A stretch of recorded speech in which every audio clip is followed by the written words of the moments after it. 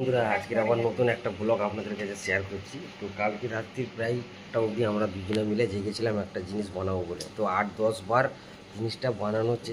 তো চলুন আপনাদের কাছে দেখাচ্ছি যে কি বানিয়েছি রাত্রির একটা অবধি। প্রচুরই মেহনত গেছে, আমাদের প্রচুর মেহনত গেছে। সাকসেস হতে এত লেট হয়েছে, আমার বিয়ে করতে এত সাকসেস হতে লেট হয়নি, যে এই জিনিসটা বানাতে যা লেট হয়েছে। তো চলুন আপনাদের কাছে শেয়ার করছি, দেখুন কি জিনিসটা। তুমি বানিয়েছো? না না, আমি বানিয়েছি কোথায়? আমি যে জিনিসটা ফেটে দিয়েছি, রেডি করে দিয়েছি, ওইটাই না।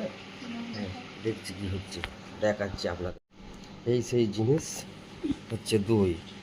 আমরা প্রচুর চেষ্টা করেছি, 7 থেকে 8 বার, একবারও জমিনি। আজকে ফার্স্ট জমেছে। কত সুন্দর হয়েছে, খালি দেখো দইটা। এটাও ভালো জমে। এটা খুব সুন্দর জমেছে। খালি এইটা কাপড়টা ঠেকে গেছে। আমি এখন যেটা দেখি বেঁধেছিলাম কেমন খেয়ে টিয়ে কেমন দেখি কেমন লাগে। তো দেখি চামচটা দাও আমাকে, বিসমিল্লাহ করি। এইটা থেকে কাটো। এটা দেখো, ও ঠান্ডা না খুব। বিসমিল্লাহ। আমি এর আগে কতবার দই বানিয়েছি, 8 থেকে 10 বার, তো বেশি তো কম নয়। কোনো দিন আমার দই জমে না, এই ফার্স্ট টাইম দই জমেছে। কেন জমে না বলতো? আমার সব থেকে ভালো লাগে দই খেতে।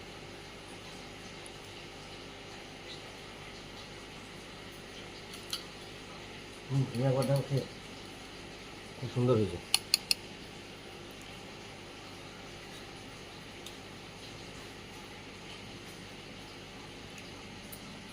নিয়ে নিচ্ছ কেন?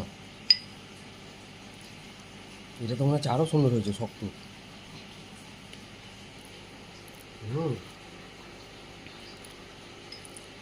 তারপর আমাদের দোকানে, ওখানে মিষ্টির দোকানের কথা মনে পড়ে।